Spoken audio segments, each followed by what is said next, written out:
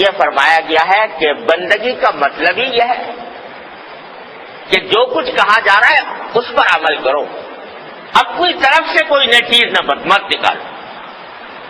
جو بات جس درجے میں ہے اسی درجے میں رکھو،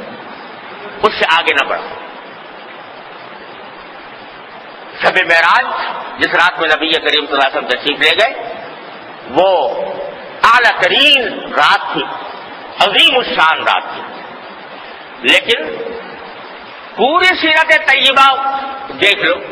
حضور اقدس صلی اللہ علیہ وسلم کی اور صحابہ کرام کی، کسی جگہ کوئی ایک واقعہ بھی آپ کو ایسا نہیں ملے گا کہ جس میں بھئی فلاں تاریخ کو شب معراج ہوتی ہے یا شب معراج بنائی جائے گی، اس میں چراغاں کیا جائے گا، اس میں خاص اہتمام کیا جائے گا۔ کہیں حضور کی سیرت طیبہ میں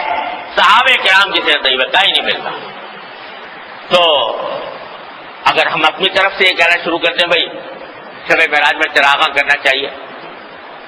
اول تو میں نے عرض کیا شب معراج کا یقینی طور پر پتہ نہیں کون سی رات میں ہے،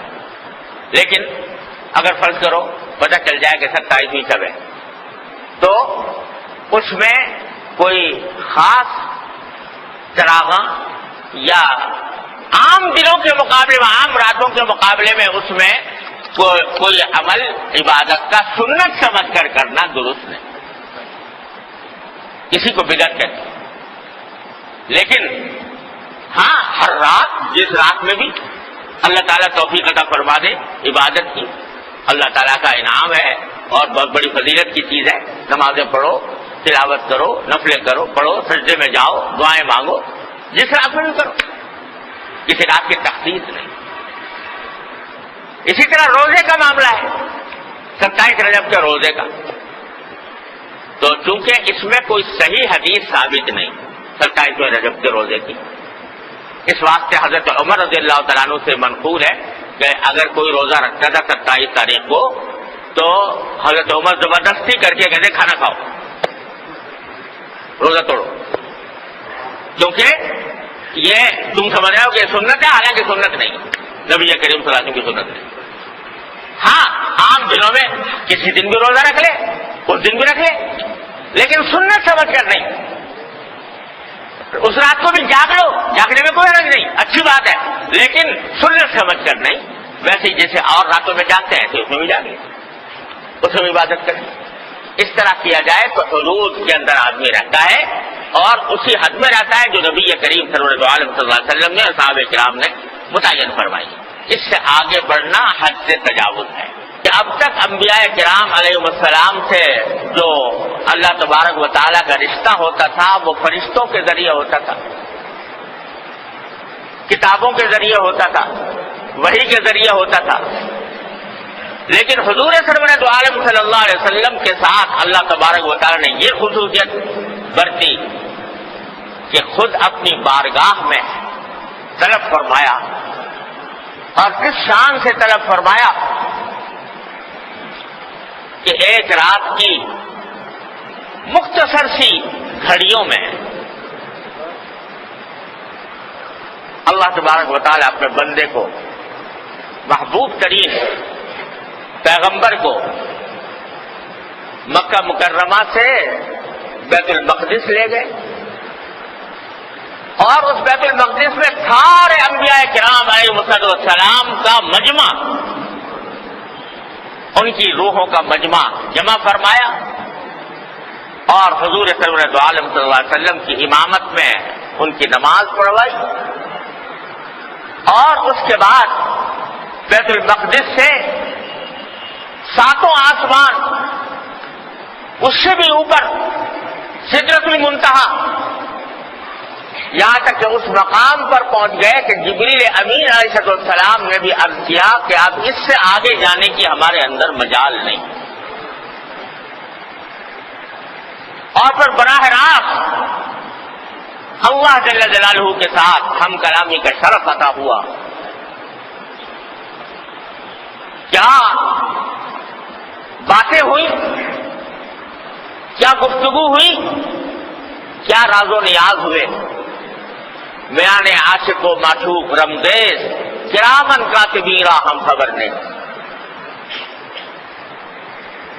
اللہ تبارک و تعالی اور محبوب صلی اللہ علیہ وسلم کے درمیان جو راز و نیاز کی باتیں ہوئی، فرماتے ہیں کرامن کاتبین ہم خبر نیز، وہ فرشتے جو انسان کے نام اعمال لکھنے کے لیے ہر وقت موجود رہتے ہیں، ان کو بھی پتہ نہیں، اس لیے کہ اس مقام پر پہنچے تھے جہاں فرشتوں کے بھی پر جلتے ہیں، جہاں فرشتے بھی پہنچ نہیں سکتے، اس مقام پر پہنچے ہیں۔ کیا گفتگو ہوئی، کیا باتیں ہوئی، اللہ تعالیٰ ہی جانتا ہے، اللہ کے رسول صلی اللہ علیہ وسلم ہی جانتا ہے۔ البتہ جب واپس آنے لگے تو اللہ تبارک و تعالیٰ نے ایک تحفہ عطا فرمایا۔ یوں لگتا ہے واللہ عالم کہ حضور سرور دو عالم صلی اللہ علیہ وسلم نے جب بارگاہ الہی میں باریابی ہوئی تو شاید اللہ تبارک و تعالیٰ سے یہ عرض کیا ہو کہ اللہ آپ نے مجھے تو یہ مقام عطا فرما دیا، یہ مقام بلند عطا فرما دیا، میری امت کا کیا ہوگا؟ میری امت کو جس کی فکر مجھے ہر آن ہر لمحے دامنگیر ہے، اتنی دامنگیر ہے کہ اللہ تبارک و تعالیٰ فرماتے ہیں کہ کیا تم امت کی فکر میں اپنی جان بھولا بیٹھو گے؟ تو اس امت کے لیے میں کیا لے کے جاؤں؟ آپ نے مجھے تو اس مقام پر سرفراز فرما دیا، میری امت اس مقام تک کیسے پہنچے؟ تو اللہ تبارک و تعالیٰ نے فرمایا کہ ایک ایسی چیز تمہاری امت کے لیے دیتے ہیں کہ اس کے ذریعے تمہاری امت کا ہر فرد وہ معراج کے مقام تک پہنچ سکتا ہے، اور وہ تحفہ یہ ہے کہ 5 نمازوں کا تحفہ لے کر جاؤ امت کے لیے۔ یہ 5 نمازیں، ان کو فرمایا گیا حدیث میں الصلاۃ معراج المؤمنین،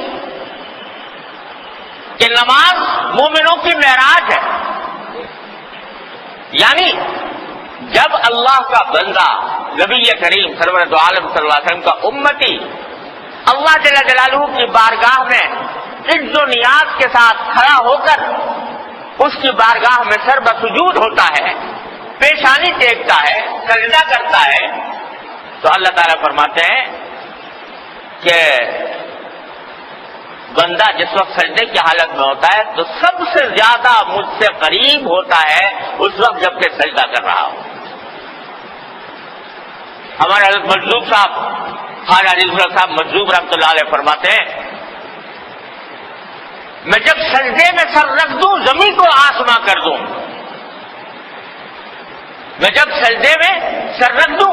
زمین کو آسماں کر دوں، جب پیشانی اللہ تبارک و تعالیٰ کی چوکٹ پر لگا دی تو یہ زمین آسمان بن گئی۔ کہاں پہنچ گیا انسان؟ سر بر قدم حسن قدم بر کلہ تاج، سر بر قدم حسن، حسن کے قدموں پر سر، حسن تو حقیقت اللہ کا حسن ہے، اللہ جل جلالہ کا حسن ہے، اس کے قدموں پر سر ہو تو سر بر قدم حسن قدم بر کلہ تاج،